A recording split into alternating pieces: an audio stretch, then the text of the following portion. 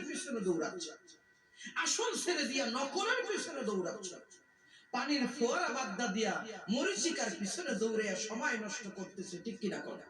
এই সময়টা যদি চলে যায় আর কি পাবো? জোরে করে আর কি পাবো? ইংরেজিতে কথা আছে, time is tight, waits for none. সময় কাহারও জন্য অপেক্ষা করে না। Time is a gypsy man. সময় যাযাবর গুরু, নদীর স্রোতের মতো। ওই যে দেখেন নদী বয়ে যাচ্ছে, একবার স্রোত চলে গেলে আর ফিরে আসে না, ঠিক কিনা? যেরকম ঠিক কিনা? এই বাচ্চাদের মতো আমাদের জীবন ছিল কিনা? এই জীবন পার হইতে হইতে কেউ এখন যুবক, কেউ পৌর, কেউ বৃদ্ধ মানুষ আর চেষ্টা করলে শিশুকালে যেতে পারবে। কি কোন যুবকরা ইচ্ছা করলে আর কিশোরে যেতে পারবে?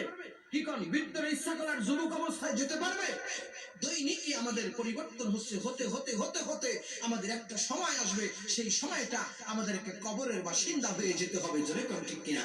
সেই কবরে যাওয়ার আগে আমাদের আল্লাহ রাসূলকে পেতে হবে। আমি মাঝে মধ্যেই বলি, ভাই আমার সময়টা তো চলেই যাচ্ছে, আমি যদি নামাজ পড়ি তাও সময় চলে যাবে, না পড়লেও সময় চলে যাবে, আমার সময়টাকে থামায় রাখা যাবে না। যদি সময়টা চলেই যায়, নামাজটা পড়েই সময় যাবে করি। কি বলেন? জবাব দেন, কি বলেন? যেহেতু সময়টা চলেই যাচ্ছে, আল্লাহর গোলামিটা করেই সময়টা কাটাই, কারণ এই সময় তো আর যেরকম সময় আর পাবো না। আমার ভাইরা, আমার বন্ধুরা, বুঝানোর জন্য চেষ্টা করুন। আল্লাহ কয় বান্দারে, কুল ইন্না সলাতি, নিশ্চয়ই নামাজ আমি আল্লাহর জন্য। যেরকম কার জন্য? একটু জোরে বলুন, কার জন্য? আমার আল্লাহ বুঝায় বান্দারে, নামাজ আমি আল্লাহর জন্য। আমি আল্লাহকে পাওয়ার জন্য যদি নামাজ পড়তে পারো, এই নামাজ তোমার শান্তি দিবে, নামাজ তোমার রহমত দিবে, নামাজ তোমার বরকত দিবে, নামাজ তোমার পুরস্কার দিবে, নামাজ তোমার যাজা দিবে। আমি আল্লাহরে বাদ দিয়ে অন্য কোন বস্তুকে পাওয়ার জন্য যদি তুমি নামাজ আদায় করো, আমি আল্লাহরে তো পাইবাই না। তোমার নামাজ আমার আল্লাহর দরবারে কবুল হবে না, ঠিক কিনা? আমরা নামাজ নষ্ট হয়ে যাক কেউ চাই কি?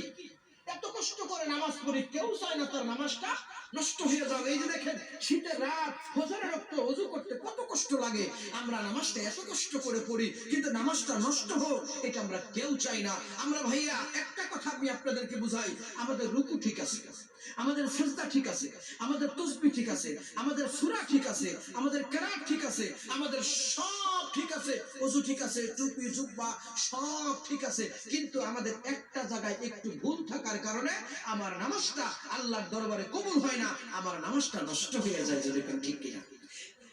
জোরে জোরে বলুন সাল্লাল্লাহু আলাইহি ওয়াসাল্লাম। আমার ভাইরা, আমার বন্ধুরা, বলতেছিলাম আল্লাহ কয় কুল ইন্না সালাতি, নামাজ শুধু কেবল আমি আল্লাহর জন্য। কার জন্য? কে বলে? যেরকম কে বলে? নামাজ তো অন্য কারোর জন্য।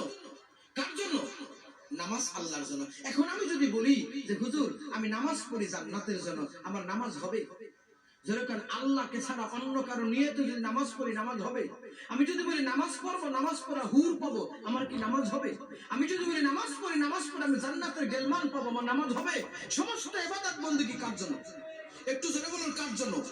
আপনারা আমার কিছু প্রশ্নের জবাব দেন, সবাই একটু আমার দিকে তাকান। আচ্ছা, আমারে আপনারা কে বানাইছে?